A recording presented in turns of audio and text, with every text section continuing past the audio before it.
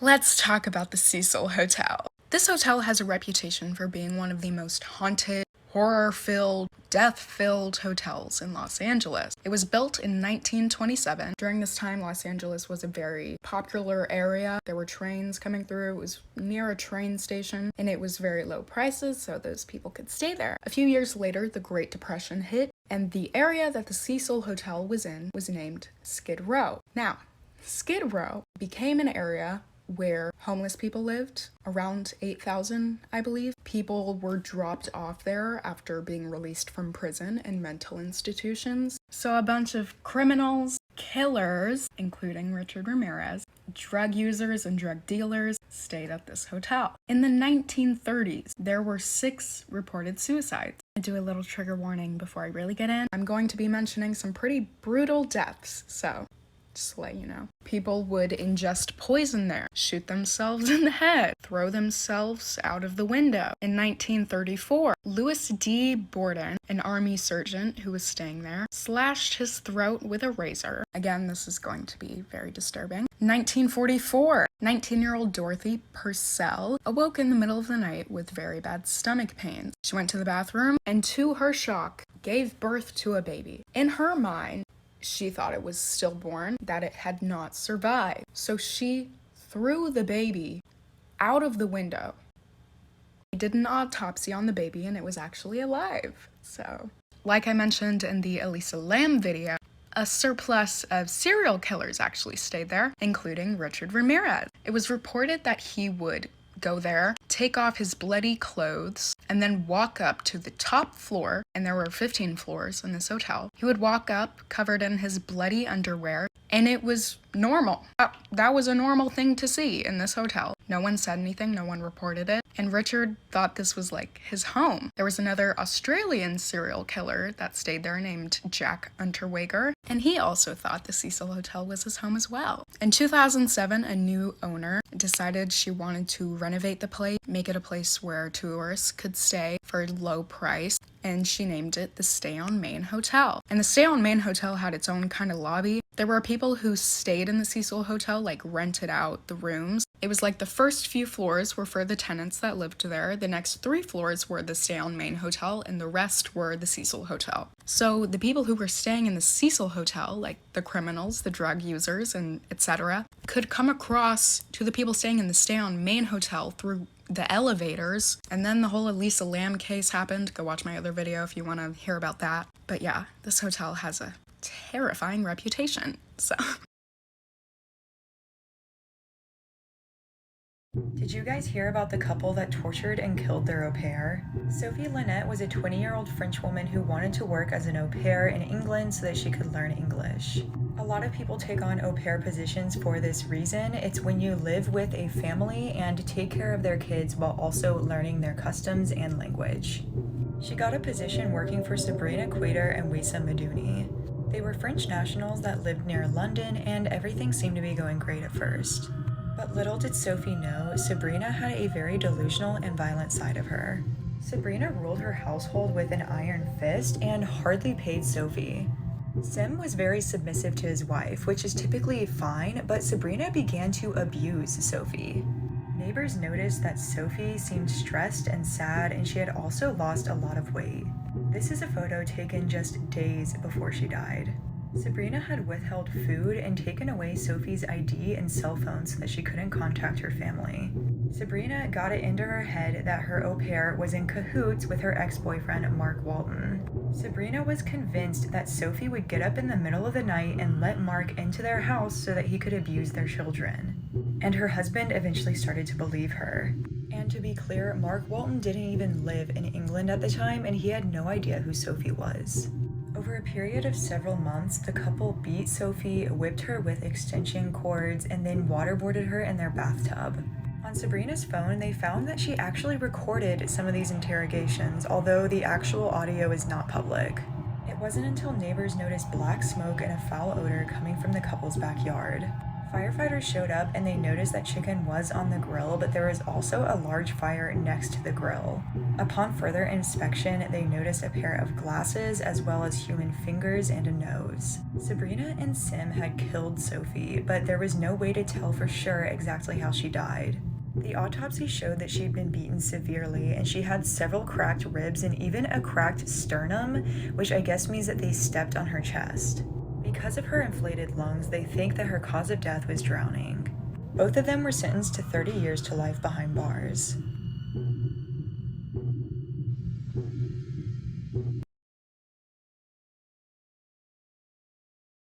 This is what happened to 13-year-old Rachel Mellon Skemp. Rachel was born on Tuesday, October 13, 1982 in Melrose Park, Illinois. When she was 3 years old, her parents, Jeff and Amy, divorced, and Jeff moved to Dallas, Texas, while Amy stayed in Illinois with Rachel. After the divorce, Amy began dating a man named Vincent Mellon. They eventually got married and had 2 children together and moved into this house in Bolingbrook, Illinois. Now, Rachel is described as being a bubbly person with a great sense of humor. She always managed to stay positive, she was the life of the party, and always was the most beautiful girl in the room. She was an honor student, she was into recycling and nature, her favorite subject at school was science, and she eventually wanted to become a school teacher. On Tuesday, January 30th, 1996, 13-year-old Rachel was at school having a pretty normal day. However, as the day went on, her friends noticed that she was crying by her locker, which they thought was odd because she was always cheerful and very happy. So they approached Rachel, they asked her what was wrong, and she said that she had a problem, but that she would take care of it. She didn't really elaborate, she didn't tell them what problem she had, that's all she said. The following morning, on Wednesday, January 31st, Rachel decided to stay home from school because she had a sore throat and she felt sick. Mother Amy went to work early that morning and left Rachel in the hands of her stepfather Vincent, who was unemployed at the time so was able to stay home all day and watch Rachel. At 10:45 in the morning, Rachel called her paternal grandmother Lucy and thanked her for the Christmas presents she had sent. This was a quick 4 to 5 minute phone call, and Lucy says that nothing seemed out of the ordinary until Rachel got suddenly quiet. So she asked Rachel, "Is he there?" referring to Vincent, and Rachel said yes before telling her that she needed to hang up the phone. After her phone call with her grandmother, Vincent says that the two of them played Nintendo before Rachel decided to go upstairs and take a nap in her bed. This is when Vincent decided he was going to take the family dog for a walk. Now, it was freezing outside, it was 20 degrees below zero, so it wasn't ideal weather for someone to be outside and walking their dog. But that's what Vincent decided he wanted to do. He left the house at around 2:30 p.m. but didn't come back home until 30 minutes later at 3 p.m. He says the reason he took so long is because the dog actually broke free from its collar to go chase a rabbit. He tried to get the dog back on the leash, but he wasn't able to, so he left the dog and just figured that the dog would eventually make its way back home.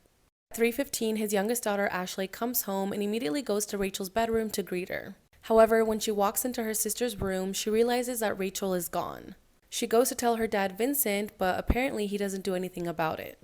And an hour after that, the dog was eventually returned home with the help of a neighbor, and then 30 minutes later, Amy finally arrived home. When Amy arrived home, her youngest daughter Ashley told her that Rachel was missing. This is when Amy began to call all of Rachel's friends asking if anyone had seen her, but no one had. That's when she decided to call 911 and report her daughter as missing. Vincent says that the last time he saw Rachel, she was taking a nap in her bedroom and was wrapped in a blue blanket. She was wearing yellow sweatpants, a pink top, and red house slippers. Okay, part 2 is up now.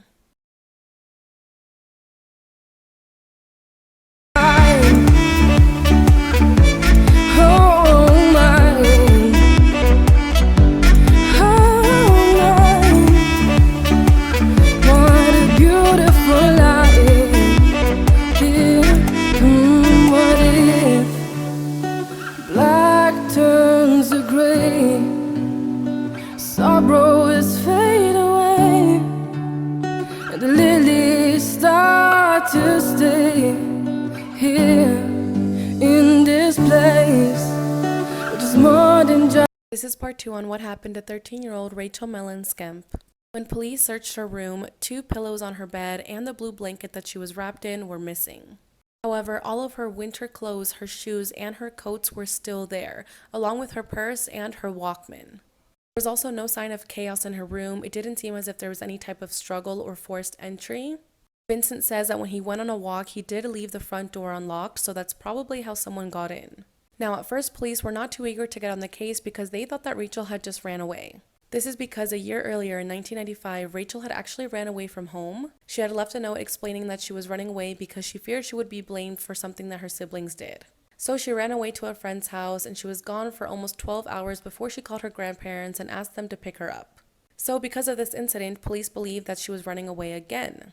They also thought that maybe she had run away to Dallas to go live with her father, Jeff, because she had told him that she wanted to live with him. But after they confirmed that she was not living with Jeff or with any relatives, then they began to think that she may have been abducted. As police were investigating, they noticed that Vincent had scratches on his arms. So they asked him about these scratches, and he said that he got them by working on his car. Now, police were already suspicious of Vincent, especially after they searched Rachel's bedroom and ended up finding her diary. In the diary, they found an entry from August of 1995 where Rachel says that Vincent kissed her and touched her inappropriately. He told her that he was doing this to teach her a lesson, to show her what a predator is, and to teach her how this shouldn't be done until she's older. Along with a journal entry, they also found a book called Daddy's Kiss. Now, some reports say that the book is innocent, it's just a book about a father and daughter relationship. Other reports say that this book talks about incest. So I'm not really sure about that, but along with the diary and the book, police also found a steak knife underneath Rachel's bed. So now he was abusing Rachel, he was the last person to see her, he had scratches on his arms, and on top of that, he had a history of domestic violence. In 1990, when Rachel was only 8 years old, Amy and Vincent got into a physical fight. He hit her, he pushed her down the stairs, and he verbally threatened her and Rachel. She ended up filing a restraining order against him and a police report, but eventually dropped all those charges and got back together with Vincent. So there's just a lot of information stacked up against Vincent. They also did a lie detector test on Amy and Vincent, and Amy passed hers, but Vincent failed his. They also took a DNA sample from him. They took a semen sample, saliva, and hair sample, but they haven't really revealed any information about that. To this day, in August of 2022, Rachel has still not been found, and no one has ever been charged in her disappearance. Vincent and Amy moved to Tennessee and are no longer cooperating with the Bolingbrook police. They also might have changed their phone numbers or have disconnected their phone because they're not answering anyone's calls. Rachel's real father, Jeff, moved from Dallas, Texas, all the way to Bolingbrook, Illinois to search for his daughter. If you know anything about Rachel's disappearance, please contact the number on the screen and let's bring her home.